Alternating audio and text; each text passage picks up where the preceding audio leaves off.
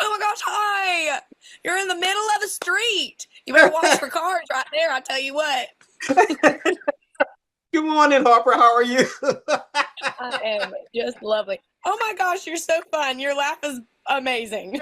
Thank you. Well, I'll tell you what, I know we're talking to a current recordist artist, Harper Grace. We're supposed to be talking about her latest single, If Daddy Says No. But one of the reasons why I'm laughing, Harper, is I looked at if Take It to the Grave, Puppy Dog Eyes, The Stallion.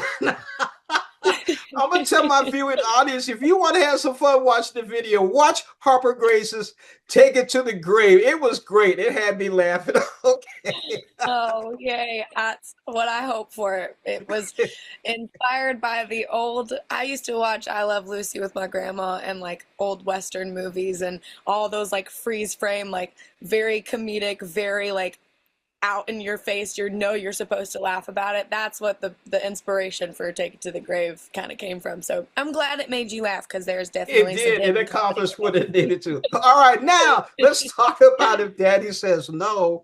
Where did that come from? This story came from a real situation in my life where at the time I was ready to fall in love and be a hopeless romantic and say yes, get married, and just run away. And then I realized that all the romance movies that I had watched, I didn't know how they ever ended. And sometimes they portray something very beautiful and romantic, but there's like hidden, like not so great stuff underneath the storyline. And they make you fall in love with these characters that sometimes aren't even very good for each other. And so when I looked at that and kind of took my own personal take on it, I realized too, growing up in Texas, being such a family girl, my dad and I have always been very close. We used to go to father-daughter camps together and go fishing and hunting and drive in the truck and listen to country music. And I really, really respected my father. And at the time, this relationship did not honor me, and it was most definitely not honoring to my parents, as well as my dad in particular. And I just got to a point where I felt this tension of the two situations that I was in the middle of both of these relationships. And in this song in particular, I wrote this in that moment. Luckily, I'm out of that relationship. Thank the Lord Jesus, because my dad said no, not to love, but to this situation and to this guy. And yeah, I wrote it about that, but it's just been really beautiful seeing what it's turned into, being out of that situation, and also realizing that I do desire someone to respect my dad and to ask for my hand in marriage one day, maybe soon. You never know. But yeah, it's been a wonderful time being able to tell that piece of my story, as well as hear other listeners being able to connect it to the song when I play it live, and has really just encouraged me to share the story even more based on fans that I've met and have encountered and heard their story. So yeah.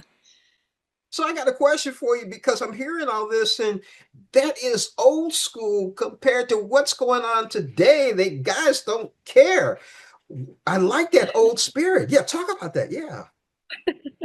I know. I think it's been lost a little bit, which is really sad. I grew up in a family with very strong beliefs and a missionary family, which I was super grateful in. I think that that really rooted me in a lot of humility, as well as just having a deeper gratitude for things. And even though I reached my 20s and had a little bit of adolescence and chose maybe not the nicest guys and a little bit of the bad boy vibes, after being a homeschool kid and moving to Nashville, I was like, oh, that's kind of cute. They're kind of charming. But then some real sense kicked in, and I was like, oh, wait, no, that's not what we were going to build a life on. That's not going to happen. But I do think some of that tradition is lost. I believe that, a lot of us were taught growing up to respect your elders and to care for the people that cared for you for so long. And, I know everyone's story is not the same, and everyone's family dynamics are not the same, but I still believe that even people who've lived life longer than us, that we should always still try our best to respect them. And so with this dynamic now, I think that some of it is out of touch, maybe a little bit with guys and girls' dads or whatever the case may be. But I do believe that there are still good-hearted men out there who honor and respect. But I'm hoping we bring back them real cowboys and them real down-to-earth men. I know they're out there.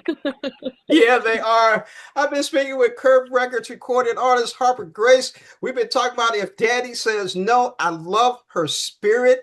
Thank you so much for that. And again, audience, hey, you can't take it to the grave. You got to see that video. It had me cracking up and brought a lot of joy. Harper, thank you again. Oh, thank you. You are such a joy, such a blessing. Hope I get to hug your neck soon. You got it. If Daddy says okay. Yeah.